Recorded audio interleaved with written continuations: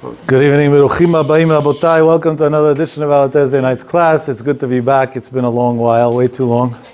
I really missed it. This is the highlight of my week normally. But Baruch Hashem, for happy and healthy reasons of Torah, Chesed, and Maasim Tovim, circumstances didn't allow me to be here. We're in the Yemei Sfirat Omer. We're going to try to come out with a chidush, short and sweet, that'll hopefully make a difference in the way we view Sfirat Omer and everything around it. Sfirat Omer is a period of time. Thank you so much, Tzaddik. Hashem should bless you. Baruch atah Adonai, Eloheinu melech haolam, shehakol niya b'dvaro. So, Sfirat Omer is a time that seems to have in it a little bit of a, I don't know if you want to call it a paradox or a technical contradiction. Whichever one you choose is fine with me. And I'll explain what I mean. On one hand, there is a Ramban that's extremely known and spoken about both in the Sfarim and in today's Magidei Sharim, Tzaddikim that speak. If you looked at Rabbi Biederman's booklet, I think it was last week, he also quoted this Ramban that says that from Pesach, Chol HaMoed Pesach, until Shavuot is one big Chol HaMoed. It's one big holiday. That's what he writes. The Ramban was a Rishon. It's not some Hasidic book 10 years ago. Not that, God forbid, I have anything against Hasidim, no, I'm being politically correct now. No, I meant that seriously. I own 2 Hasidic synagogues. But the Ramban says that, a Rishon. And nobody was cholek, nobody wrote against it. The Ramban had many times that he wrote things that they, Rishonim argued on him fiercely. So that means there was a big agreement to that concept. That these days seem to be a Chol HaMoed. Moed is a holiday. There's no Isur Milacha, but it's still a holiday. Right? On Chol HaMoed, unless you go Lefi Minhag HaGra, you didn't put on tefillin. Because it's Yom Tov. You didn't go to work.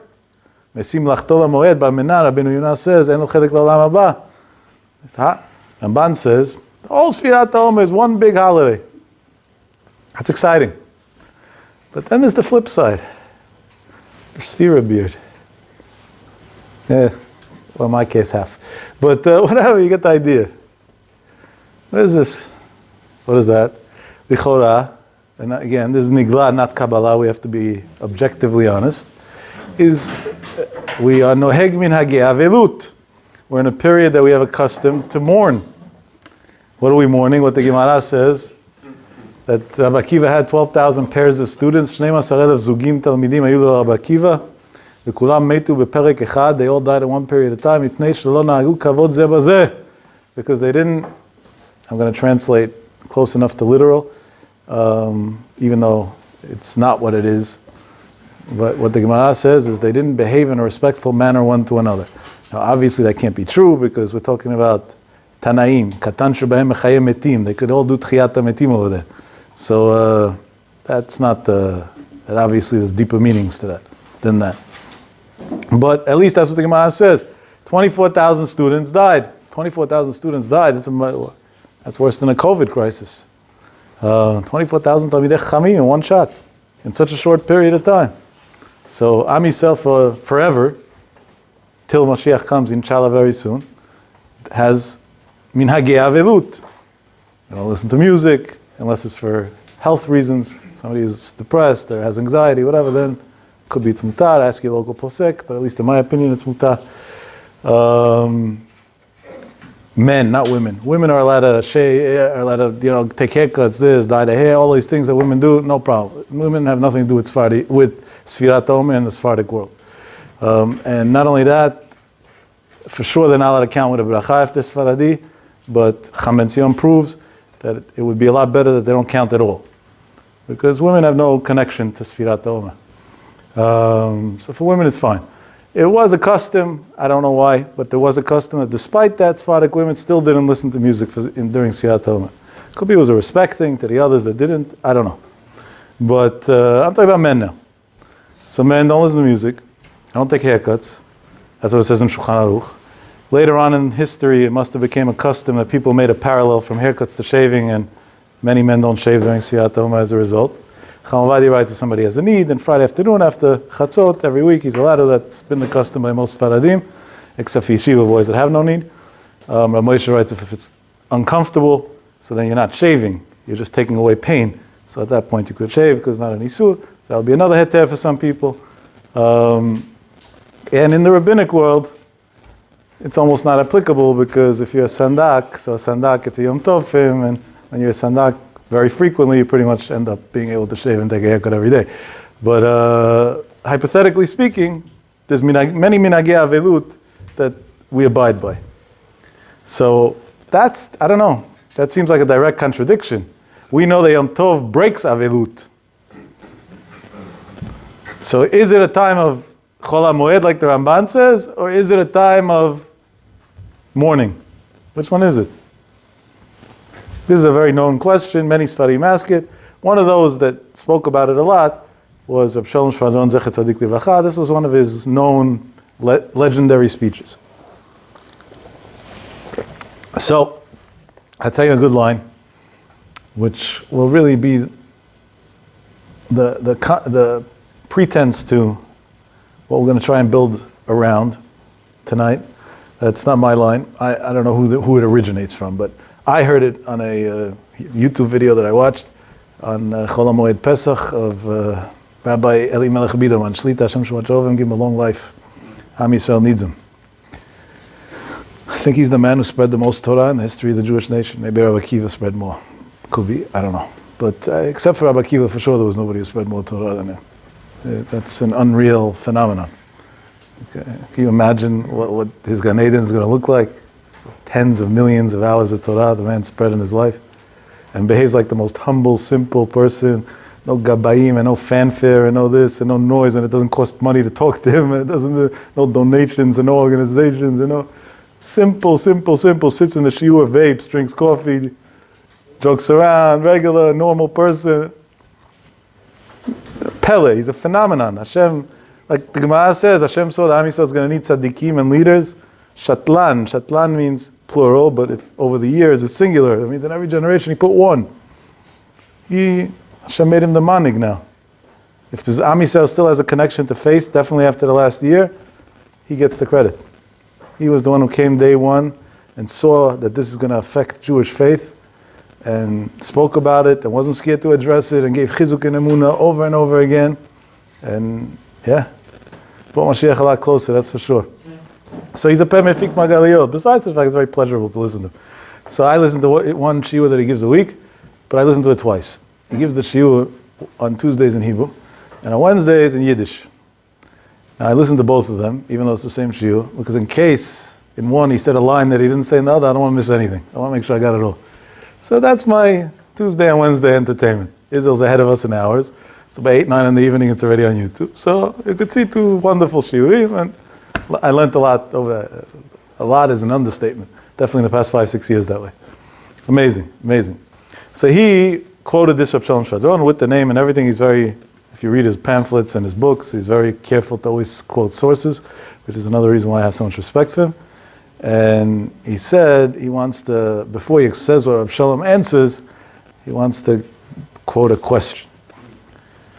So before I quote his question, I'm going to quote a very similar question that Maran Rav Shach Zatzal asks. It's brought down in the Sfarim. It's brought down once in the Akdamat Avi Ezri, another time in a sefer that his grandson Rav Asher Bergman put out. That's the twice that I remember. It's probably brought down more than that as well. So forgive me those who brought it down that I didn't just quote. Rav Shach asked the question that in the morning when we say Bekot HaShachar, we say Shiloh, we say a bunch of blessings of Shiloh Asani, that God didn't make me. One of them is Shiloh Asani Goy, didn't make me a Goy. I have Goyim that watch, so I'm not translating. Shiloh Asani Avid, didn't make me a slave. Shiloh Asani Isha, Shifcha, Shasani Kirtzono, whichever way you want to title it, depending on the version of halacha. Different blessings that Hashem did. So Rav Shach asked, why do we say a blessing, Shiloh Asani Goy? Didn't make me a Goy. Didn't make me a Goy is just taking away a negative. That's like somebody saying, I don't have cancer. That's a great thing, dance and sing. But it's so much better to say, I am healthy. No, doesn't that sound so much better? Wouldn't that be a reason to be so much more thankful also? So why would it say, Shiloh Asani Goy? It should say, Shasani Yehudi. And don't tell me that we don't use that term. We do use that term. Asher bachar banu mikol ha'amim. And that time and time again we use that idea. That we're the Am Nivchad, the chosen nation. Over and over again. And even the Goyim agree to that. The two bigger religions, quote unquote, if you can call them that, in the world are just knockoffs, bad knockoffs of the Jewish religion. Really, I didn't exaggerate, right? That's all it is, right? Illiterate people that went and rewrote the Torah in a bad way. In an ignorant way. It's not bad, it's just ignorant. And they admitted it to themselves. It's not like they wrote about themselves that they're ignorant. So it's not like there's no defamation involved. You know, with J.C. Penney, you got to be careful because they believe he's coming back alive, so he can still sue me for defamation of character. So, in their fantasy. So, yeah, he was a yeshiva boy that was thrown out for doing stupid things, and as a result, yeah, that's what happens. Okay, happens. What should we do? But the maaseh, I'm not a slave. Just say I'm free. No, in our national anthem, the land of the free. It doesn't say the land of no slaves. Number one, they couldn't say that because there was slavery when they sang the land of the free. Let's start with that. It just shows the hypocrisy of democracy. But still, today, forget about what was. Some people live in the past all the time. Let's live in the present for a change. It would be a lot more productive. Shasani ben chorim. Hashem made me a free man. The Ran Rav Shach said this. I had the zchut to hear this from him live, by the way. He used to say with so much power. Shach lived what he said. There was no games with Shach. You understand what it means to live what you say. I remember this like it happened an hour ago. I didn't learn in Ponovich. But I had a very close relationship with Shach, as you know. And once in a while I would take advantage of that relationship and go to Bnei Brak on a Tuesday when Rav Shach said the famous Shiur Kloli, if in my yeshiva they were learning the same Masechet that they were learning in Ponovich, and listen to Rav Shach's Shiur. Shach was already old. So this happened when Rav Shach was about 95, maybe even 96. We're not sure exactly Rav Shach's age when he died, so depending on that is if he was 95 or 96. In my estimate, he was 95, based on what I know of the documents. 95-year-old man getting up to say a shiur, that alone is, how do you explain that? Right? That's a nace. Gershon Edelstein, Hashem should watch over him, Shibadel Chaim Tovim, Klal Yisrael needs him so badly. He's 96, he's turning 97 shortly, he still says a shiur every day. Clear as could be, as if he's an 18-year-old. Unreal. Rav Shach used to say a shiur. Rav Shach's shiur was fire. He prepared from it from Shabbat until Tuesday. Rav Shach, the Gdol Ador, that knew the whole Torah inside out, backwards and forwards, learned Torah 100 years straight, B'iyun, used to prepare 4 days straight to say his shiur. He didn't let people into the house, nobody could talk to him, no emergencies, no this. The world could come to an end. Till Tuesday, is the shiur. Everybody knew. Till after the shiur Tuesday, you can't even say hello to him. There's nobody to talk to. He walked in once, they were learning Psachim. I remember the Sugya. Walks into the shiur, and he starts saying his shiur. He says a question, he says an answer, big chidush, beautiful chidush. And the room is like listening in awe. Today a speaker will be so happy, no? They're actually listening to me. They didn't fall asleep. They're interested. They look happy also. They look satisfied with what I had to say. Feel on top of the world, no? That's the way it feels from this side of the podium. Rav Shach, with his all 95 years, took his hat off his head like that, slammed it on the stender in anger. Not real anger, fake anger. Started screaming. What are you guys sitting quiet for? I came here to tell you things so you should nod and say yes? For that I would have stayed at home. Nobody has anything to ask on what I just said? Nobody can contradict it from another Gemara? Why are you wasting your time here? Why are you wasting my time here? And he was about to walk out. When you're a Talmid Chacham, you look to be challenged. When you're an Am Haaretz, you get defensive when somebody challenges you. Remember that for life, and pay close attention when you listen to a shiur, which one it is. And if the one who's giving the shiur gets defensive, stop listening to the shiur. You're wasting your time. Talmidei Chachamim are looking for people to challenge them. The Gemara says about Rish Lakish and Rabbi Yochanan, the Chachamim had to pray for a death because there was nobody to challenge anymore. Meaning they got to a suicidal depression state. If people don't challenge you, what you're saying is nothing. Because you're dealing with ignoramuses. Yeah, you could have robots in the room too. They'll also nod. I'm sure the Japanese can program something to go like this. Yeah, beautiful. Today they have, I saw a thing, a little clip, 2 minutes, Elon Musk with his robot fantasies.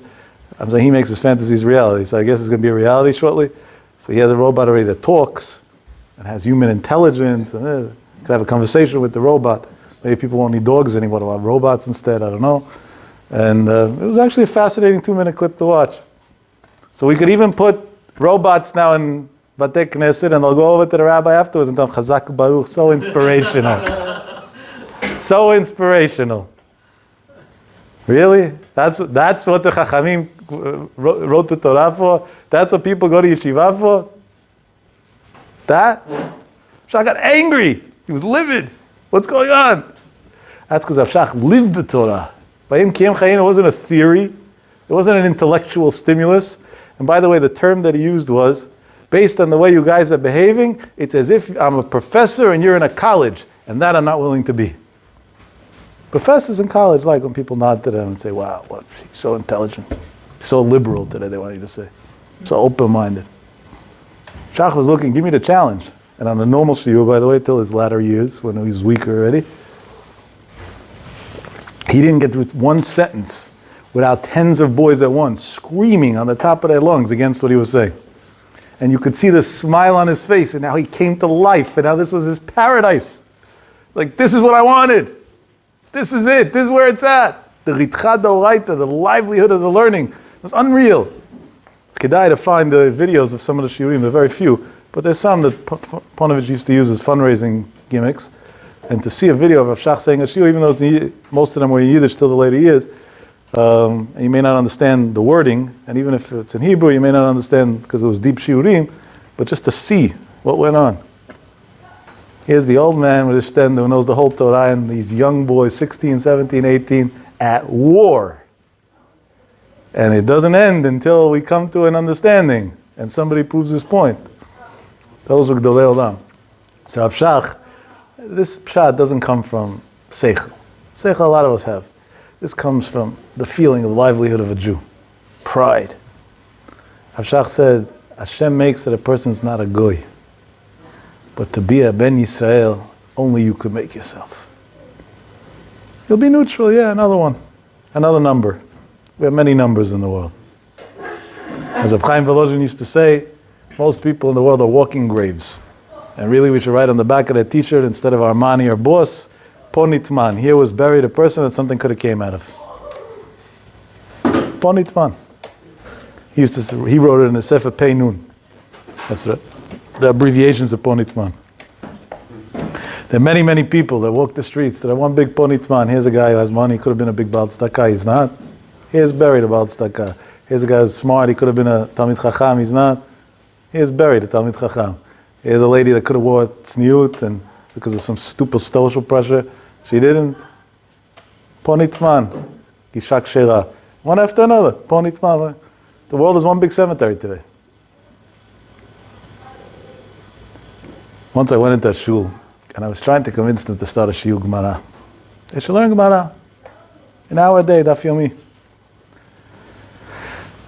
I don't like repeating myself. I get up, I present my case, take it or leave it. That's normally my attitude. I'm not saying it's right, it might be wrong, but over there, I don't know. Something inside of me told me there's so many smart youngsters here. There's no way in the world that this...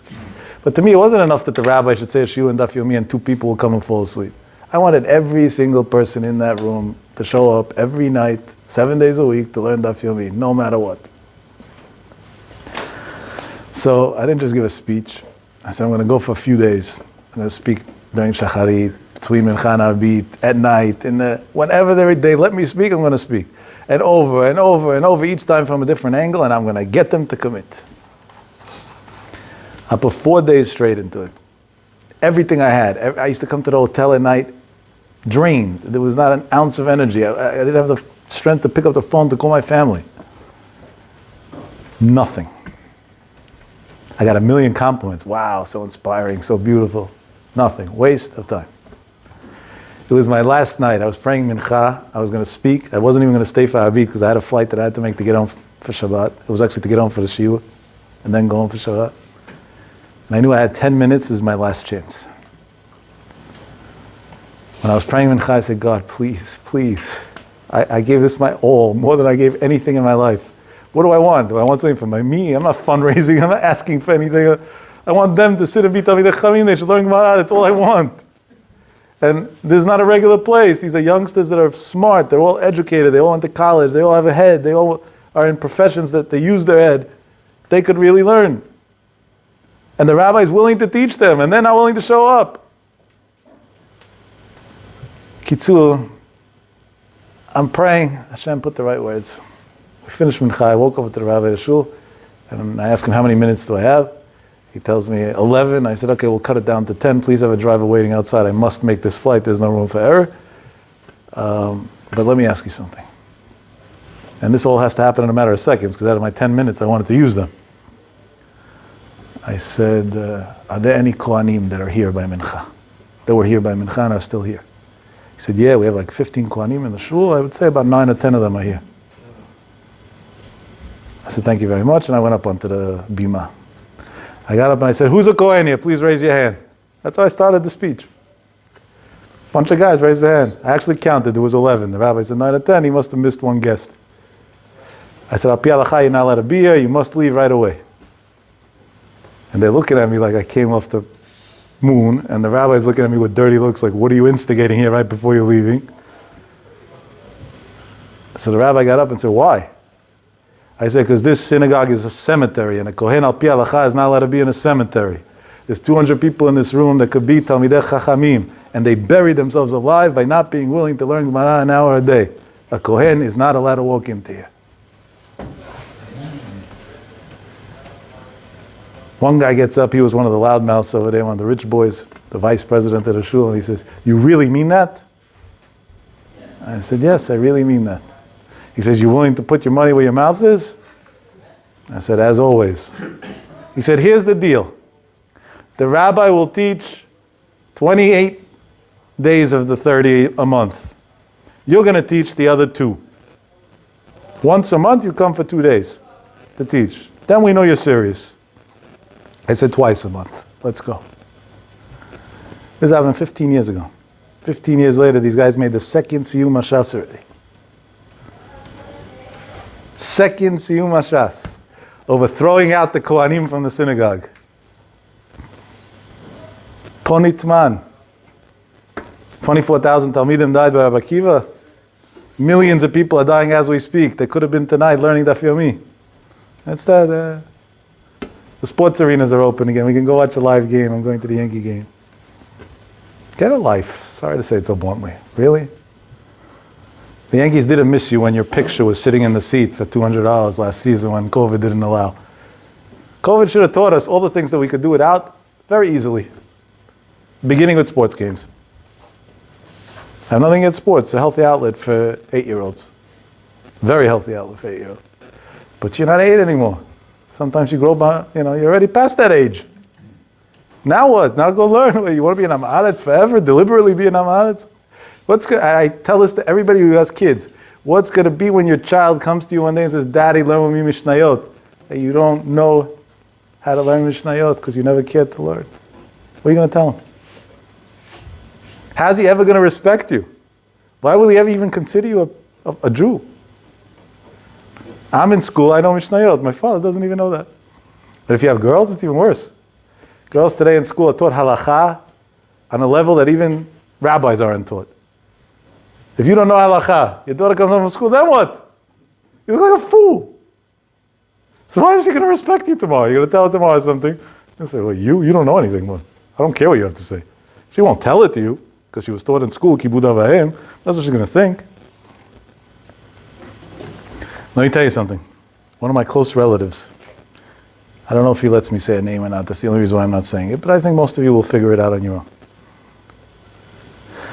It was about Tshuva, about 42 years ago.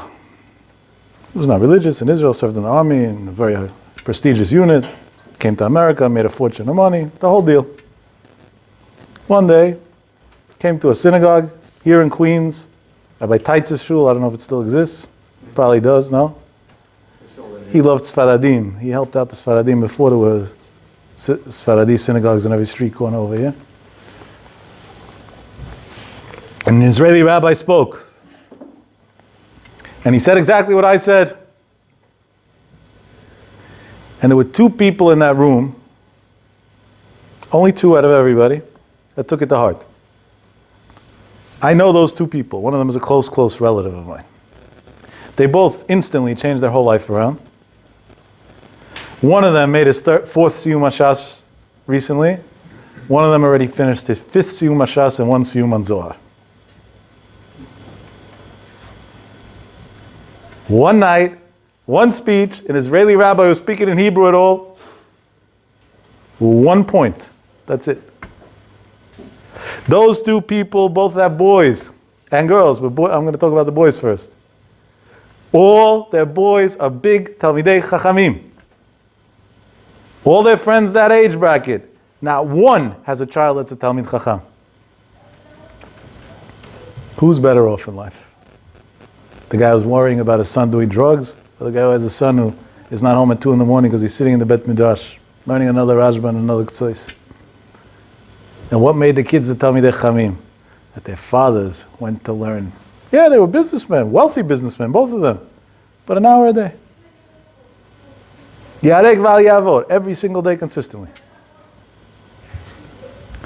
I'll tell you even more than that. You can't commit initially to an hour a day. That sounds like a lot. Today we have something called the 8-minute daf. I know it's controversial. Some people are pro, some people are against. I'm not against anything that's pure Torah. This is pure Torah. 8 minutes everybody has. You can get it on your WhatsApp. You can get it on YouTube. What are you going to tell Hashem? Yeah, it was before Shavuot, I counted every day with a bracha, but 8 minutes a day I wasn't even willing to give. It's embarrassing. It's outright embarrassing. And benafshi adavar. If there's one thing I don't like in life, it's amei haaretz. I have nothing against them. I pity them. I pity them way more than I pity cancer patients that I help. Because a cancer patient is not in his control. And amei haaretz, it was in his control. He could have learned. And there's nobody in the world that learns and doesn't succeed. And the proof is from Rabbi Akiva. Rabbi Akiva started when he was 40. Didn't know Aleph Bet, and still became Rabbi Akiva. And that's how we have Torah today. If Rabbi Akiva was able to, we're all able to. And this is not only for the boys. Girls are chayav v'talmud Torah as well. Not the same chiyuv as boys, a different one. They have to learn all their halachot and all the Tanakh and the whole Musar. So when you finish the whole Shulchan Aruch and the entire Sifrei Tanakh, understanding them, and all the Sifrei Musar, then you're off the hook. If you remember it all. But until then, yeah, you're supposed to be learning every day. I'm a girl, I don't have to learn. But how are you going to know which bracha to make on an apple? It's going to come from the moon suddenly? How are you going to know if there's borer and silverware when you set the table on Shabbat? Who's going to tell you? How are you going to know? How are you going to know if you have a maid at home if all your meat's not kosher because basar shenitaleh min ha'ayin? Things that people don't even think about. Leave the maid at home and could be the whole house is not kosher instantly. I'm not saying that as a fact, depending on the circumstance, but I'm just bringing up. So if you learn, you know. I made an experiment once. Somebody texted me, which I have no problem with, I appreciate it. Halakha questions. Most of them were very technical, which they have no reason to know on their own, and I'm more than happy to answer. One of them was, come on, even if you went to Hebrew kindergarten, you should know. Instead of answering, I said, look in Kitzur Shulchan Aruch in English and this page. And this was after like 20 other questions. It was during the holiday season. So the person, it was a lady. The lady writes back, you can't just answer. And I wrote back, no, because I'd be destroying your life. Sometimes you have to know that it's okay to learn on your own a little bit. Not everything is, okay, I'm going to text and get answers. There's a rabbi in Lakewood, he's a Rosh Shiva of a nice yeshiva. His name's Rav Oren Reich. His son lent to me Chavruta when I was much younger, in high school, 9th grade. Once I was by his house for Shabbat, we used to have, every fourth Shabbat we would go out. So sometimes instead of going to where my parents lived, I went to Lakewood. I once was there for Shabbat and I asked him some question, Halakha in Nechot Boreh.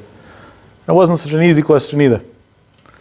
I was much younger than the age of 9th grade. I was below bar mitzvah by a bunch. And so we're talking about a young kid. And he looked at me and smiled and went to the shelf, took out a Mishnah Berurah, opened it, put it in front of me and said, here's the answer. And then he told me exactly this. He said, how are you going to learn if you don't know that there's a source and check it up. You're never going to know anything. You're going to be an ignorant. And those words pierced into me so strongly that I don't think since that day I ever left the books, no matter what situation I was in life. Because in Ha'aretz, nobody's supposed to be. Comes Rav Shach and says, Hashem could make you that you're not a goy, but you're the only one in the world who can make yourself a Yehudi.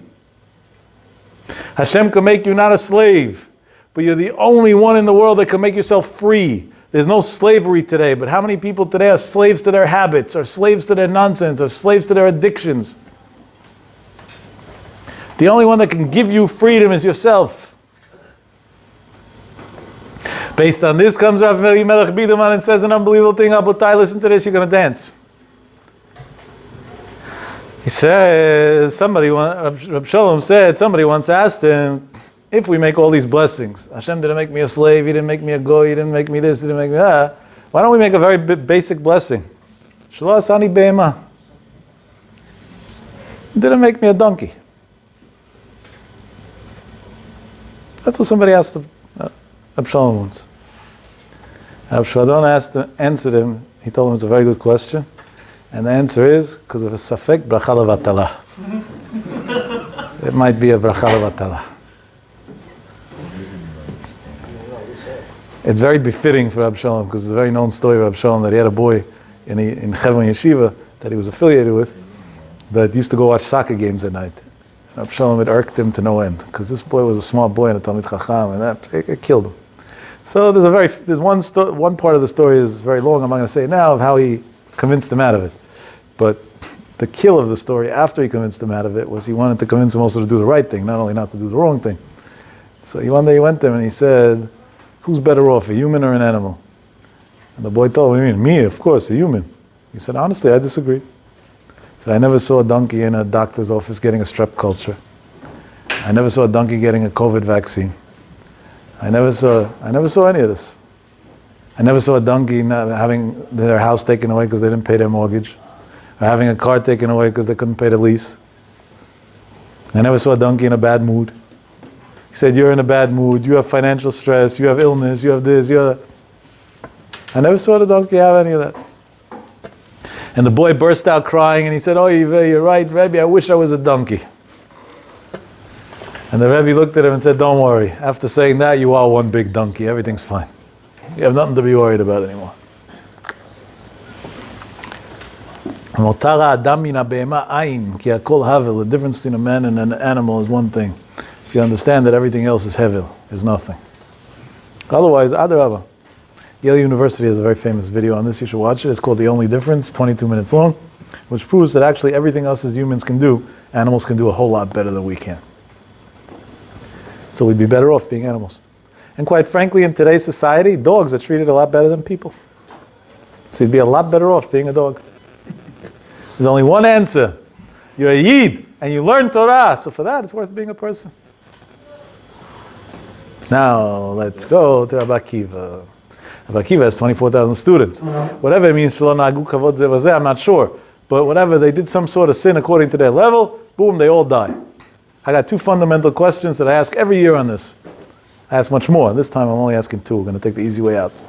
Number one, Rabbi Akiva was the Baal Memra of V'ahavta l'reacha kamocha. V'ahavta l'reacha kamocha is a pasuk, but he lived the legacy of V'ahavta l'reacha kamocha. He spoke about it. He was very, very, very strong about the idea of V'ahavta l'reacha kamocha. So Rabbi Akiva, that was the Rebbe of V'ahavta l'reacha kamocha, fell into the trap of his students not being noheg kavod zeh lazeh. Can't be. Number two, let's go back a year and a month for many reasons, but one of the many reasons to thank Hashem that we're not in that situation anymore, even though Biden wants to convince us we are. People were dying or being killed left and right in New York. Today we know clearly being killed.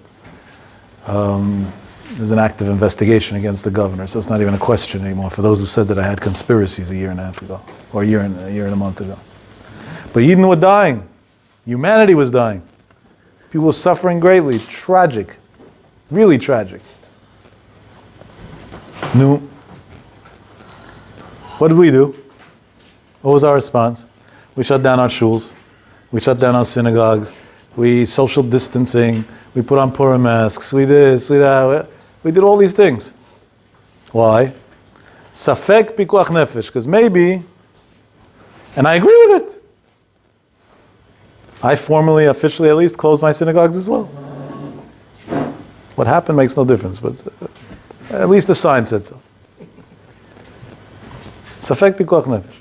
So first of all, on a side note, I want to say something very clearly and very strongly, and I am more than willing to be quoted on it. If somebody today, which currently in New York, when you're 16 or 19, you can already get vaccinated, doesn't go to get a vaccine, you're a hypocrite, because why then didn't you go to shul to save a life, and today you won't take a vaccine to save a life, and B, you're also a murderer. Because if you catch something and give it to somebody else and they die, that could have been prevented by you getting a shot in your arm. You're an outright murderer. And no, Hashem will not protect you, because Hashem does not protect people that don't protect themselves. This is not my opinion, this is the opinion of all Cham Ovadia's kids, Shibadlu L'Chaim Tovim, the ones that are alive, Reb Chaim Kanievsky, Reb Gershon Edelstein, and all the Gdolei Yisrael. There's not one Gdol Torah that says otherwise. They don't say it's a good idea. They use the term Safek Ritzicha. You're a Safek murderer. It's the biggest hypocrisy in the world that a rabbi of a synagogue would shut down his synagogue last year in March and not shut down his synagogue now until everybody goes and gets a vaccine to make a point. That's hypocritical. Because if that was important, this is important.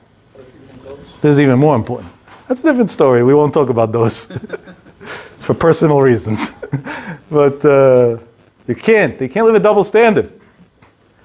If we believe that this is a serious concern, then this is a serious concern through and through.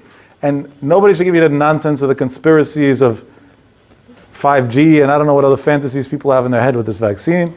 I'm not talking about Johnson & Johnson's failure. I'm talking about Moderna and Pfizer. I'm very clear with what I talk about and what I don't. And all the other fantasies of infertility and whatever else. It just shows massive ignorance in chemistry, even if it was said by professors. Like, insane ignorance. It's amazing how the media would even carry stupid people like that. That can be disproven in 3 seconds. B, in the medical world, we go by the majority and the studies that we have in front of us. And 99.9% of the universal medical world believe this way. So if there's 0.01% that believes otherwise, because of agendas of conspiracy or attention seeking, I really don't care what they have to say. And when they say Bill Gates wants population control and that's why he's promoting this, I think he got population control through 3 million people dying from COVID. So this is not population control, this is keeping the population alive.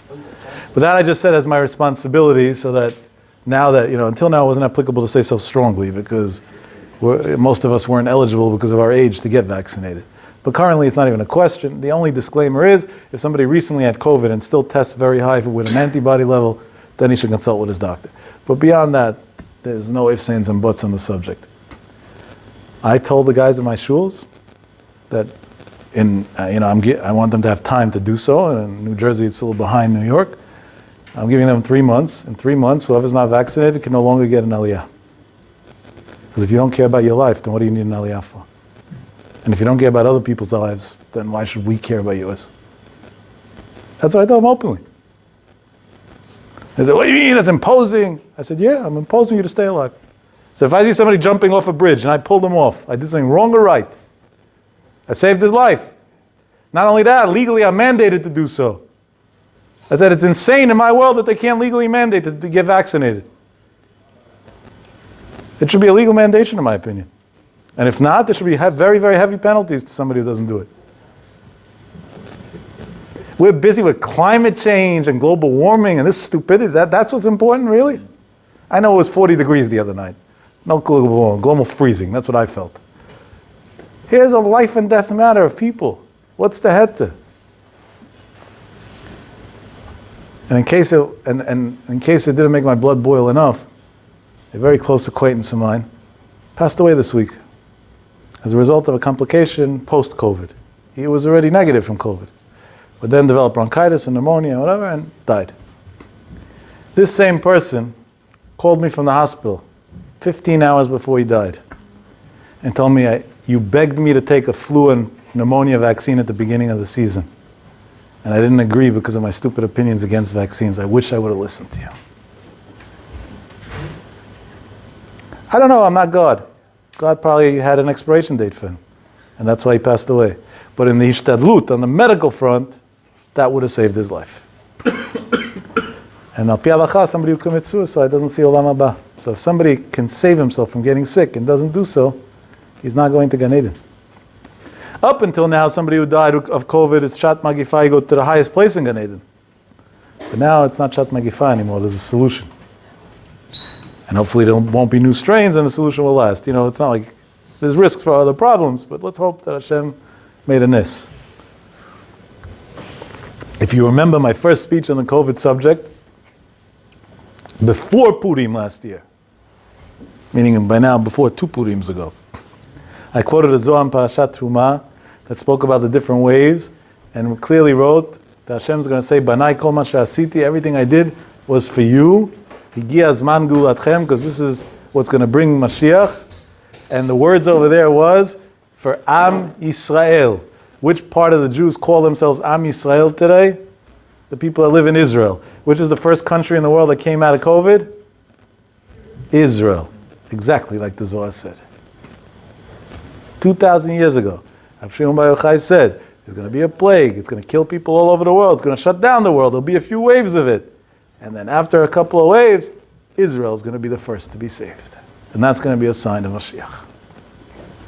55% vaccinated. It's an unreal phenomenon what's going on in Israel.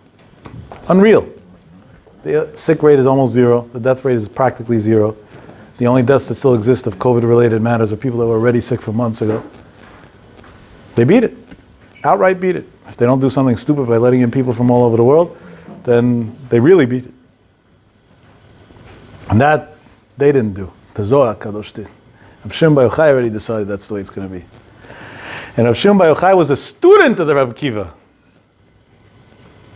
Now how do you explain that the Rebbe, who had to be so much bigger, who was the legend of Ve'ahavta l'reacha kamocha, how could it be that his own students fell into the trap of lo nagu kavod zeh b'zeh, not respecting each other?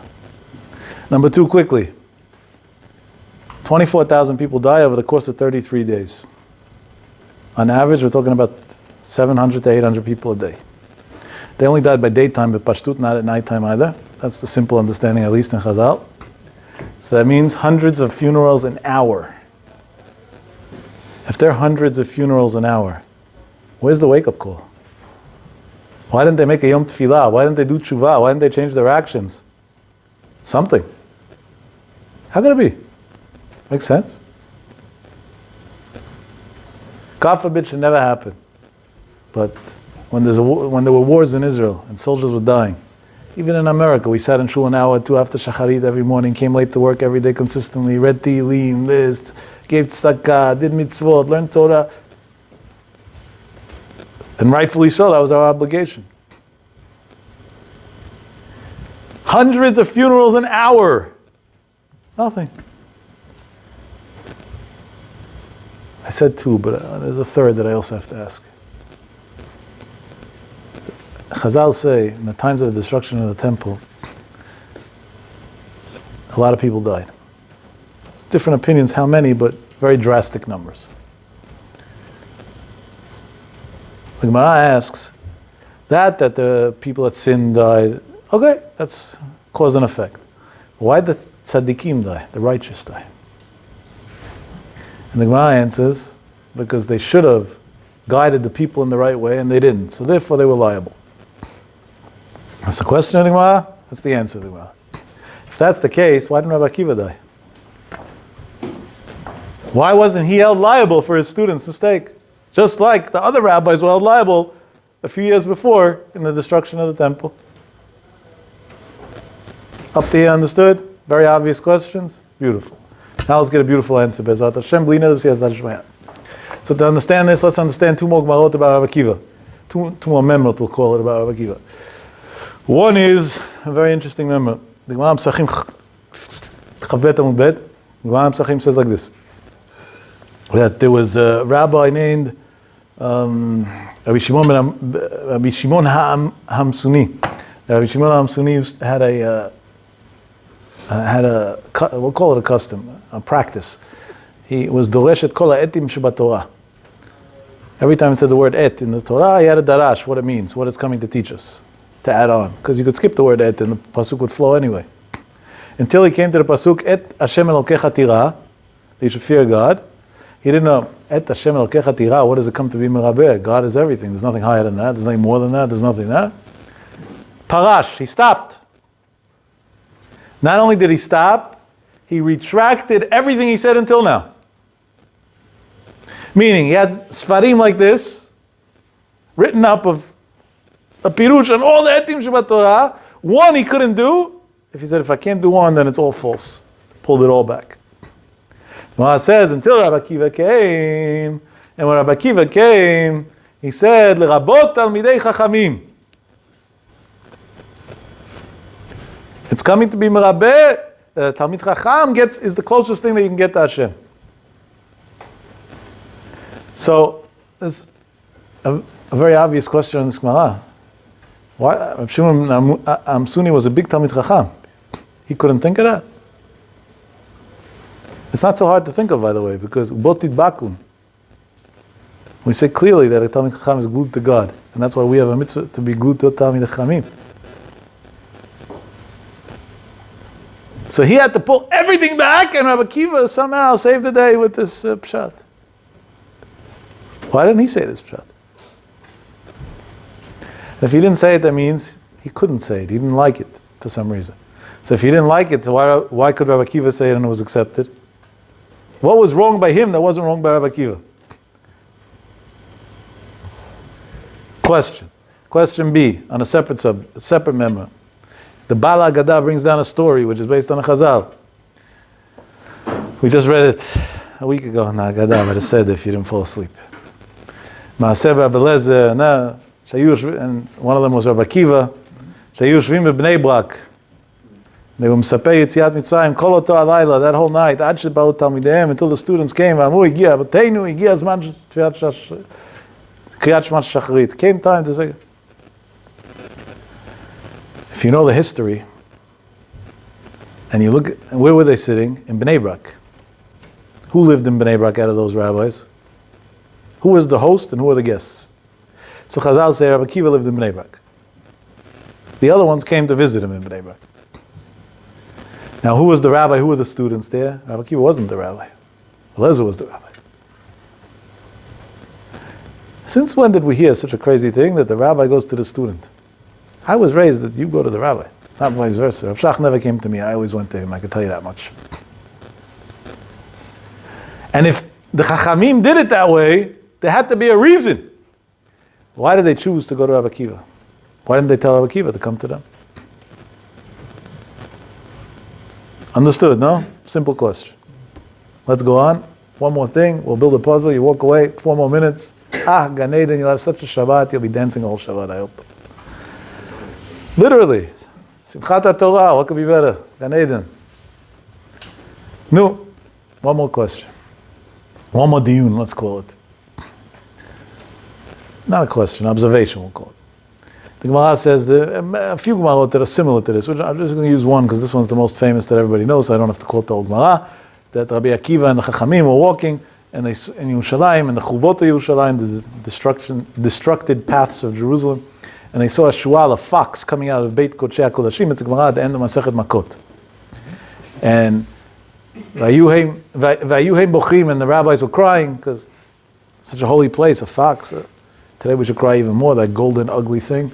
Akiva mitzachek, Akiva was laughing. The Gemara says, they asked him, how can you laugh seeing such a thing? He said, bochim, why are you crying? Everybody knows this Gemara, that's why I'm skipping a lot. The punchline is, he gave them the reasoning, and when he gave them the reasoning, what did they respond? And that's the way the Gemara concludes over there in Masechet Makot. Akiva nichamtanu, Akiva nichamtanu.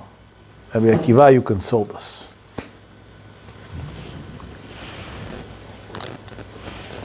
Meaning, Rabbi Akiva had the ultimate optimistic view and had to turn even the most negative thing that could be a fox coming out of the Kodesh Kodashim into something positive, into Divrei Nechama. That was the ultimate power that he had. He was the eternal optimist. Now let's go back to what we discussed and use that to build a yesod over here. When was that year that they were sitting together in Bnei Brak? So look up a little history, learn a little basic chronological order of history. It was either a year or 2 years after the destruction of the temple. Why? Normally, when the rabbis learn, the students always want to be there because they want to hear what they're talking about. Ad shebau talmideim, the talmidim came inside. Why weren't they inside the whole night learning with their rabbis? And then the rabbis weren't stingy; they taught for free. There was no bill for speaking. You know what the answer is? Chazal teach us, because it was right after the destruction of the temple. There were still Jew haters, and it was still not permitted by law to learn Torah. So the students stayed outside to protect that the goyim shouldn't come to kill their rabbis, so the rabbis should be able to learn. That was the matzav of Mesirut Nefesh they had in their learning. You know why they went to Rabbi Akiva and Rabbi Akiva didn't go to Lud to his Rebbe? Because when that's the situation in Klal Yisrael, everybody's down. Can't even learn Torah. What's left? There's no life. Kiyam chayenu, this is our life. Without that, there's no reason to live. And they knew Rabbi Akiva is the eternal optimist. So they said, we're going to go to Rabbi Akiva because Rabbi Akiva, he's the one who's going to figure out what's positive in this. How did Rabbi Akiva stay sane after going to 24,000 students that he loved so much and then rebuild Torah with 5 new students, including Rabbi Shimon Bar Yochai and Rabbi Meir Baal HaNes that we all know? Because he was the eternal optimist. He was able to turn the greatest ashes into the biggest buildings. This week was Yom HaShoah in Israel. I'm not going into what Yom HaShoah means and if it's right or wrong to make a day for Yom HaShoah. In the Orthodox Jewry, we use Asara B'Tevet as Yom HaShoah, Yom HaKadish HaLeumi, we call it. But one way or the other, out of respect. The Panovich Rov was an example in our generation of somebody like that. He took the ashes of World War II and rebuilt Torah and Am Yisrael. Today in Israel, Bli Ayin Hara Ken Yirbu, despite all our haters over there, there's 196,000 Talmidei Yeshiva studying Torah all day. From the ashes of World War II, just a few years ago, to the greatness of more Torah ever since the time of the Second Temple.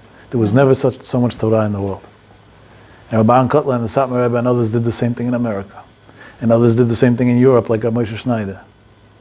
And all over the world today, there's more Torah than there ever was. That's the power of a Yid. From the dumps, to build, to rebuild. Because the Yid never gives up. A Yid is the eternal optimist. Now let's go back to these Marot and come out with a beautiful thing. That's why they went to Rabbi Akiva. When they went to Rabbi Akiva, the students were outside and protected them. When the students come in, Higiya Zman Kriyat Shema Shacharit. What does that mean? In Kriyat Shema, we say that God took us out of Egypt and He's going to take us out of exile. We remember Yetziat Mitzrayim to remember that exile is not forever.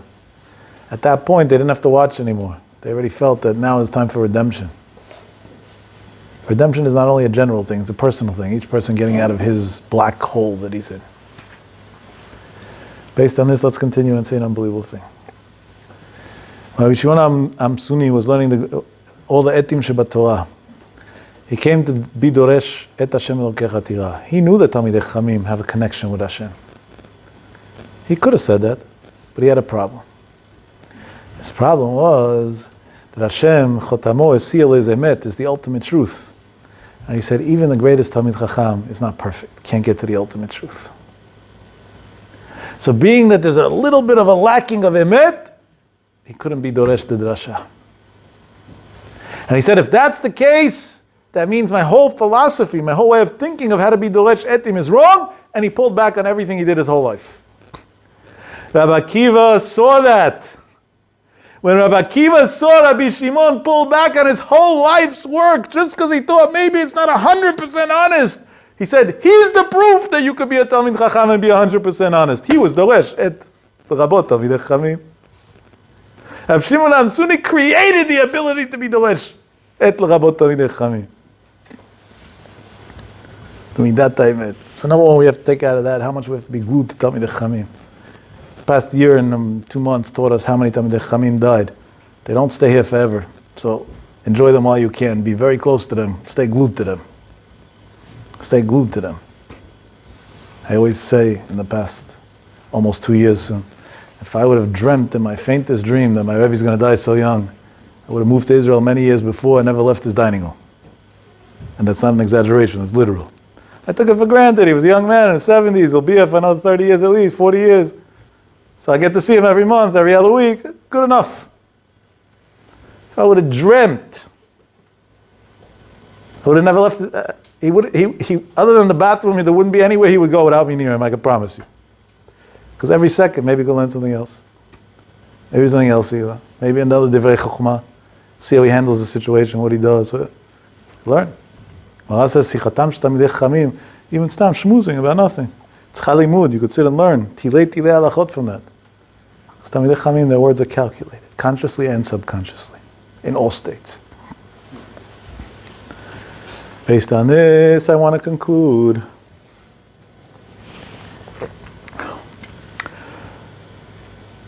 I'm trying to figure out how to word this that nobody should be able to take it the wrong way. I have a good way. Avdesla has an interesting question. Yitzchak and Rivka didn't have children. Torah teaches us Yitzchak prayed in one corner of the roof, Rivka in the other corner of the roof. Who did Hashem answer? Yitzchak.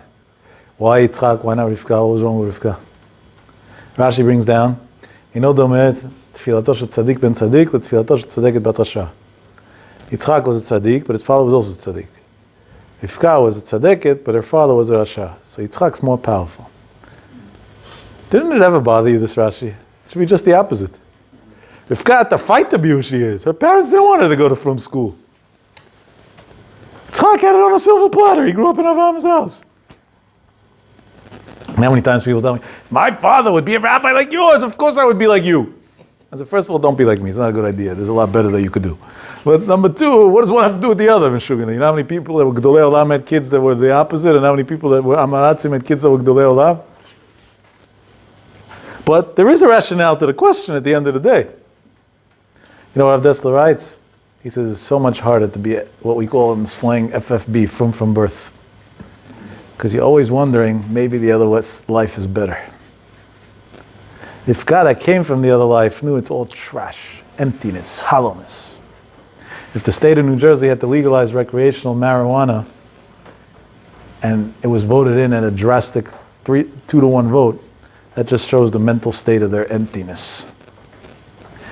And these are the people that should be satisfied because they're liberals and they fight for justice, and no, they should feel good about themselves. But no, they have to get high to run away from their problems. When you come from there, you know how empty it is. It's very easy to be frum after that. Finally have a reason to live. A reason to wake up in the morning. Yitzchak never knew what that world is. He was a kadosh mirechem. He was a korban. He always had, but what if? So his prayers are worth more. What does that bring me out to? Look at a Baal Tshuva, 3 weeks after he became frum, praying shacharit in the morning. Netz could be 5:30 in the morning. He was there from 4:30. Everybody's half awake, half asleep. You'd think he's on triple doses of IV pump steroids. Into it, shaking, this, screaming, yelling, the whole shul's a ruckus. He has a siddur with the kavanot of the Rashash, even though he doesn't know how to read Hebrew. And I'm not saying that sarcastically, that's literal. And I say it in a nice way because it's coming from a very pure place, even though it's absurd. It's really like that. See a Baal Tshuva that never learned before, come to Shiur Torah. His phone is off, he doesn't talk in the middle, he doesn't fall asleep. Like a sponge, sucking everything up, every word, every this. Writing down notes, this, listening again, I didn't understand that, calling the rabbi the next day. And look at a yeshiva boy, and I'm not talking bad about yeshiva boys, I love them and support them, and they're the tzaddikim that hold the world up. Ben Azmanim goes to Shtibel for Shachris, meets his friend in the middle of Amidah. 1 minute. Right after Amidah, middle of Chazarat HaShatz, we catch up. Which yeshiva are you in? Which yeshiva am I in? Let's go on a trip tonight, bowling tomorrow, this, How could it be? This guy's a Talmid Chacham. This guy became from 3 weeks ago. Until then, he was doing the worst averot in the world. Because one never saw the other side. So he lost the fire. It's burnt out. The other one saw the other side, saw the emptiness. So he has a fire. What made Rabbi Akiva? That he started learning Aleph Bet at 40 years old. Because when Rabbi Akiva started learning Aleph Bet at 40 years old and then walked into the Bet Midrash, he saw what it means to be a Talmid Chacham before he was exposed to it. He had to learn Aleph Bet. He saw the other people as Talmidei Chachamim. When he saw the other people as Talmidei Chachamim, he understood how much greater they are than him. And he was so excited to be around them. And that excitement and that thirst and that yearning for truth and for learning is what made him Rabbi Akiva. And that's why he said, "V'ahavta l'reacha kamocha." I love them so much. He quoted the pasuk. And he lived the legacy of never do anything bad. Definitely not the Talmid Chacham. These are great. His students were raised from birth. They were already raised by Rabbi Akiva. They didn't have that excitement. But not, God forbid, they disrespected each other. Rabbi Akiva would have given Musa in 3 seconds for. They just didn't have that extra respect. Wow, you're a Talmid Chacham, amazing. Hashem said the Torah is not going to pass on another generation without a chiyut, without life. Ponitman, the cemetery synagogue, over there Torah is not working in. He didn't take them as a punishment. There's no way in Chazal that it says that if you're not excited, you die. He took them as a technicality. Because we don't know. If we can't allow the Torah to be taught to the next generation through them. And with that we go back to what we started with and we're done. We said the Ramban says, Tzviyat Ha'om es Chol HaMoed. On the other hand, we mourn the passing of Talmidei Rabbi Akiva. It seems like a contradiction. Which one is it? You know which one is it? Shelo asani goy, asani Yehudi. You choose which one you want to be. You want to be one of the mourners of Talmidei Rabbi Akiva, meaning you want to kill yourself? You want to be another Ponitman in this world? Or you want to be Chol HaMoed? You want to be excited towards Matan Torah? You're getting ready for Simchat Torah. You pick which one it is. And that's why the Gemara calls Seorim Machal Beima, the food of animals. But the Korban Omer was brought from Seorim. Because Hashem wanted to show even an animal could become something holy. There's nobody who's lost. Ki lo yidach mimenu midach. Who was one of the Talmidim out of the 5 that was left from Rabbi Akiva that passed the Torah on? Rabbi Meir. One of the many famous stories about Rabbi Meir is he had 2 people that were bothering him, and he said, Itam chataim min haaretz. Itam chotim min haaretz, like they should die. He cursed them kind of. And his wife heard, and she said, no, it doesn't say itamu chotim. The sinners shouldn't die. Itamu chataim, they should do tshuva. They should stop bothering you. And Omer accepted it. So Omer later on said, Banim atem la'Hashem Elokechem is whether you're doing Ritzono Shel Makom or not. That's what made him Baal HaNes. Who's the one that's going to bring Mashiach Me'era V'yameinu Be'ezrat Hashem? Who? The one who understands that there's nobody lost. Ki lo yidach mimenu midach. Everybody could start learning. If Rabbi Akiva was able to learn Aleph Bet when he was 40, we can all become Talmidei Chachamim. There's nobody who doesn't stand a chance. And I want to conclude off note completely. I really wanted to start with this, but I totally forgot. Hashem should forgive me. This coming week, I'd like sharing with you things that are important, at least to me. Good information. This coming week, Wednesday night, is the yahrzeit of a very big tzaddik. His name was Abishai Kastir. I'm sure everybody in this room heard the name before. Abishai ben Rav Moshe. Zecher tzaddik v'kadosh levacha, zchuto yagen aleinu. Am Yisrael sees a lot of nisim in his merit, even though he died very recently. I'm talking 100 and change years ago. Not even 100 years ago. But nisim v'niflaot. Myself and others that are close to me have a very close connection to the soul of Shaila through different things that we do. Shaila's legacy was giving and feeding and taking care and stakav chesed in the biggest way. He covered up for all his learning and hid it. And he only allowed that part of himself to be known. And that's why Hashem made him the pipeline of Shefa and health and Parnosa and everything in this generation. I can't say where I'll be next week Wednesday because I hope to be there. But these days, nothing's predictable because you have to have COVID tests and this and special travel permits and special that. So if Hashem gives me the schut and everything works out with all the paperwork, so I'll be there. And bli neder al daven for all of you. But if not, but either way, everybody should remember. The name's also easy to remember. Rabbi Yishai ben Ramosha. Put in Kasir and in Google, that's all it'll show up 1,000 times. It's a day that people see big Yeshuot.